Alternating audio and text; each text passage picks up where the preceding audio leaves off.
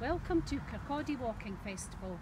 Today we're going to take you through a few of the wonderful buildings etc. we have in Kirkcaldy, and when we walk through we're going to give you a few pointers on the way. Right, let's start with Kirkcaldy Galleries Museum and Gardens.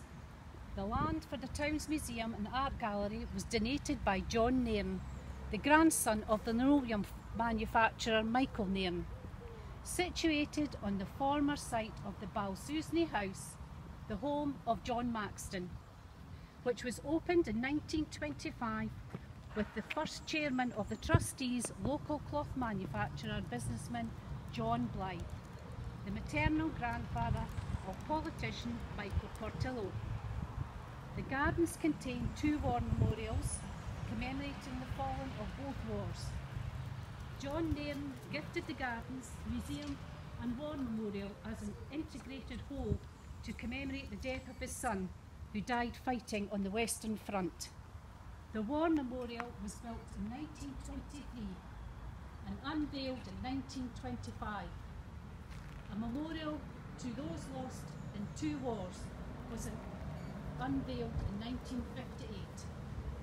And now we're moving on from Kirkcaldy Galleries and we're going to take you to the train station, where we're going to read the well-loved poem The Boy in the Train by Mary Campbell Smith. Which way does the engine say toot toot? Is it fear to gang in the tunnel? Which way is the furnace no pitoot when the rain gangs down the funnel? What'll I hae for my tea the nicht? A herring, or maybe a hoodie? Has Grandma got an electric licht? Is the next stop Carcade? There's a hoodie craw on yon turnip raw, and seagulls sacks are seething. I'll no fall out of the windy maw at sneck as sure as I'm leaving.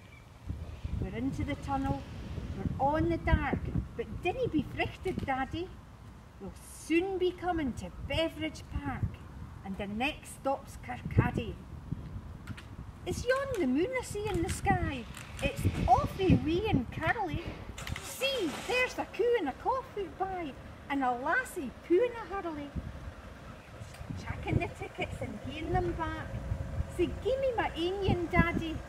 Lift down the bag for the luggage rack, for the next stop's Kirkcaldy. There's a guy wheeling boats at the harbour moo, and do you see the cruisers? The cinnamon dropper was seeking the new, is tumbled and stacked in my trousers. I'll soon be ringing my grandma's bell. She'll cry, come ben my laddie, for I ken mysel by the queer-like smell that the next stop's Carcade. Okay, so we're heading back down through the gardens again, and we're heading towards the Adam Smith Theatre. Now, the first proposal for a theatre in Kirkcaldy came in June 1889, when the Provost, Michael Beveridge, called for a memorial to social philosopher Adam Smith, now widely regarded as the father of modern economics. The Provost died shortly afterwards, but left a bequest of £50,000 in his will, a small fortune at the time. The building was opened on the 11th of October in 1899 by Andrew Carnegie. In its early years, the theatre, then known as Adam Smith's Hall, became a popular venue for opera, orchestral concerts, boxing tournaments and exhibitions of dance. In 1913, the silent movie From the Manger to the Cross was shown. The hall saw active service during both wars. In the First World War, 300 members of the Highland Cyclist Battalion were billeted there, while during the Second World War, Polish troops were billeted to bolster the coastal defence against invasion. Now we've made our way to the Abbots Hall Parish Church. The parish of Abbots Hall was originally created in the 17th century to the south of Kirkcaldy to cope with the quickly growing population, whilst easing the pressure on the existing Kirkcaldy Old Kirk. The land of the parish was created on was the large Abbot's Hall estate, hence the parish's name, which was owned at the time by Sir Andrew Ramsay. In 1876, Abbot's Hall parish was absorbed into the borough of Kirkcaldy. The first parish church of Abbot's Hall was completed in 1674 and was quickly extended due to the growing population, which included many weavers and industrial guilds. By the end of the 18th century, a bigger building was required and the church was demolished, apart from the West Tower. The much larger church opened in 1788 and was further extended in the latter 19th century. The church is surrounded by a graveyard with many old and important carved gravestones, including a reused marriage lintel dated 1720.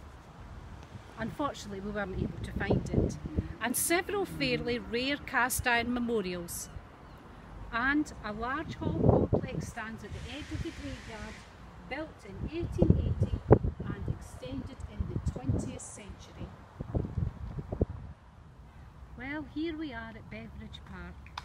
We've come all the way down from the Abbot's Hall Church, and this is where we end our walk for today. But before we go, I'll give you a little history of the park.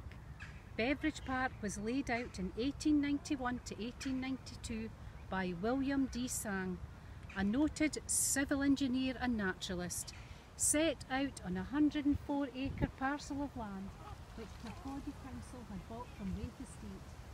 This purchase was financed by a bequest of £50,000 from Michael Beveridge, a linen manufacturer who served as provost and died in 1890. 10,000 people attended the formal opening on the 24th of September 1892. And the facilities include formal rose garden, flower garden, bog garden, woodland walks, and of course the famous large boating pond.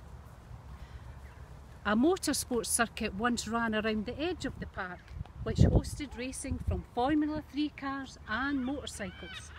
The Scottish road races were held here between 1948 and 1988, which by this time the speed and power of motorcycles had become too great for this circuit. I hope you've enjoyed our little tour of famous Kirkcaldy today.